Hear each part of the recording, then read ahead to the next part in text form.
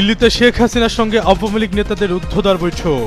যোগ দেন ইউরোপের বিভিন্ন দেশে অবস্থানরত দলের প্রভাবশালীরা। প্রসাদের বাইরে ছিল কড়া নিরাপত্তা।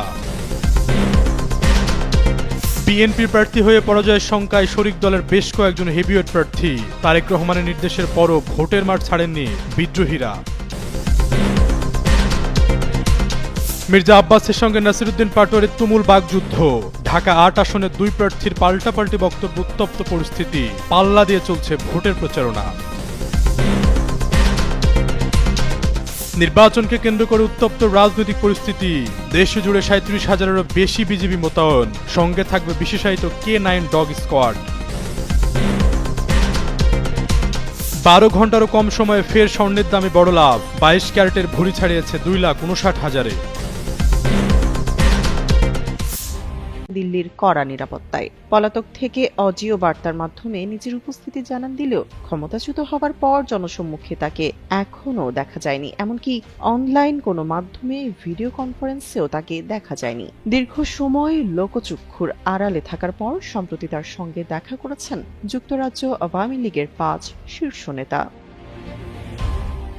গত ২১ জানুয়ারি দিল্লিতে হাসিনার বসবাসরত বাড়িতে এই বৈঠক অনুষ্ঠিত হয়। প্রতিনিধি দলে ছিলেন জালাল উদ্দিন, সৈয়দ সাজিদুর রহমান ফারুক, আনোয়ারুজ্জামান চৌধুরী, আহাদ চৌধুরী ও জামাল খান। কড়া নিরাপত্তা বেষ্টনীতে অনুষ্ঠিত ৫ ঘণ্টার এই দীর্ঘ বৈঠকে কোনো মোবাইল বা ব্যক্তিগত সরঞ্জাম নেবার অনুমতি ছিল না। প্রথম আলো প্রকাশিত প্রতিবেদন অনুযায়ী শেখ হাসিনার সাথে বৈঠক শেষে এক নেতা জানান, ভারত সরকার দিল্লিতে একটি সুসজ্জিত নিরাপত্তা বেষ্টনীর মধ্যে বিশাল প্রাসাদে শেখ হাসিনাকে অত্যন্ত মর্যাদার সঙ্গে রেখেছেন। সেখানে তাকে বেশ আত্মবিশ্বাসী ও সুস্থ দেখা গেছে। হাসিনাকে সেবা ও সহায়তার জন্য অনেকে কাজ করছেন। ওই বাসস্থানের নিরাপত্তা বলেও কয়েক স্তরে বিস্তৃত। শেখ হাসিনার ছোট বোন শেখ রেহানা নিয়মিত বিরতিতে লন্ডন থেকে দিল্লিতে গিয়ে তার সঙ্গে কিছুদিন অবস্থান করে বলেও জানান তিনি। টানা ১৫ বছরের শাসন শেষে ছাত্র জনতার গণঅভ্যুত্থানে ক্ষমতাচ্যুত হবার পর দলীয় নেতাদের সঙ্গে এটিই ছিল তার প্রথম সরাসরি সাক্ষাৎ। বর্তমানে তিনি আন্তর্জাতিক অপরাধ ট্রাইব্যুনালে মানবতা বিরোধী অপরাধের দায়ে অভিযুক্ত।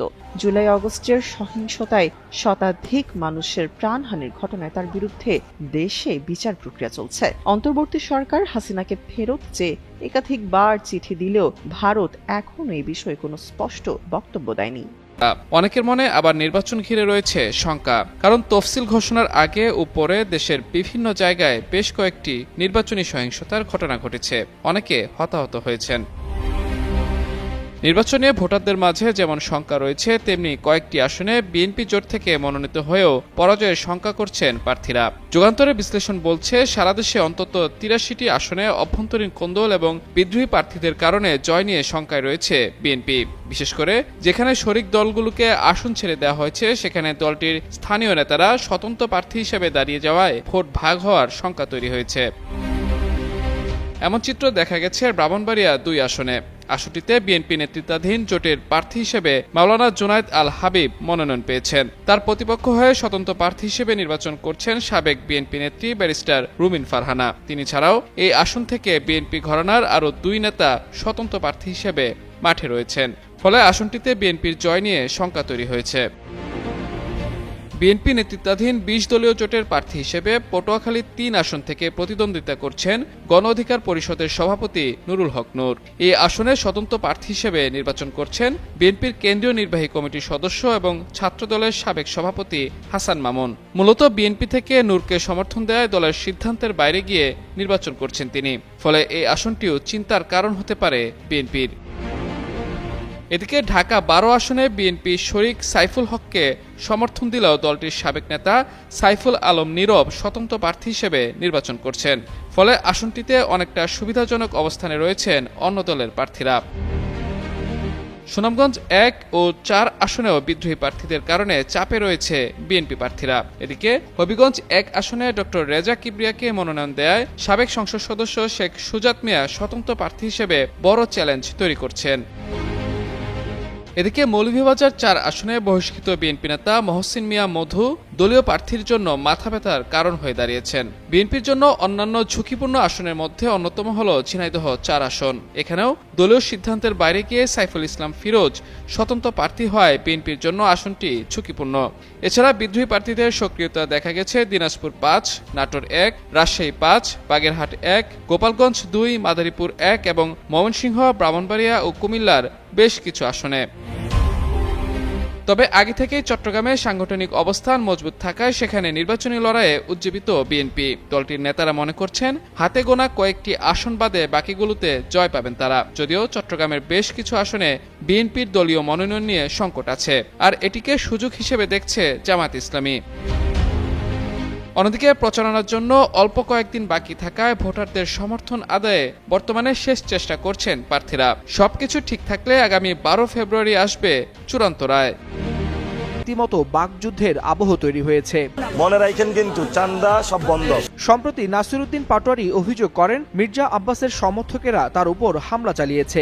এই অভিযোগ ঘিরেই শুরু হয় পাল্টাপাল্টি বক্তব্য, উত্তপ্ত মন্তব্য আর রাজনৈতিক উত্তেজনা। শনিবার নির্বাচনী প্রচারণায় নেমে নাসিরউদ্দিন পাটোয়ারি বলেন, যেমন পাবেলো এসকোবার ছিলেন একজন কার্টেল কিং, তেমনি ঢাকা ৮ আসনেও একজন রয়েছেন যিনি ফজরের নামাজ পড়ে বিসমিল্লাহ বলে চাঁদাবাজি শুরু করেন। এই মন্তব্য ঘিরে রাজনৈতিক অঙ্গনে শুরু হয়েছে তীব্র প্রতিক্রিয়া।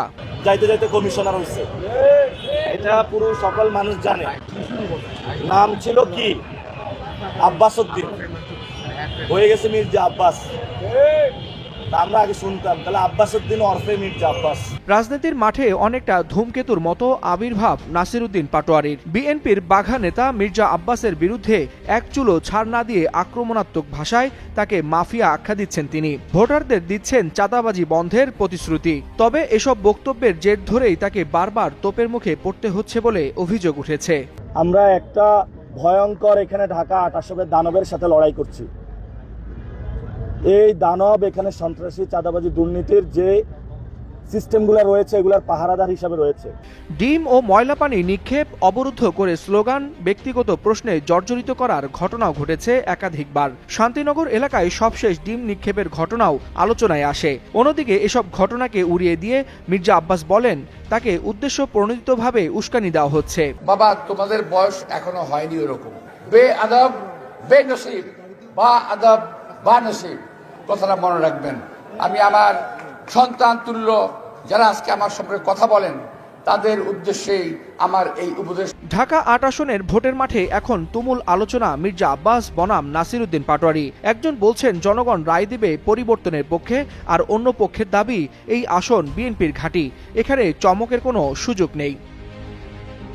খবর পাওয়া গেলেও সাধারণ ভোটারদের নিরাপদ ও নির্বিঘ্নে কেন্দ্রে গিয়ে ভোটাধিকার প্রয়োগ করতে বড় ধরনের প্রস্তুতি নিয়েছে বর্ডার গার্ড বাংলাদেশ বিজিবি।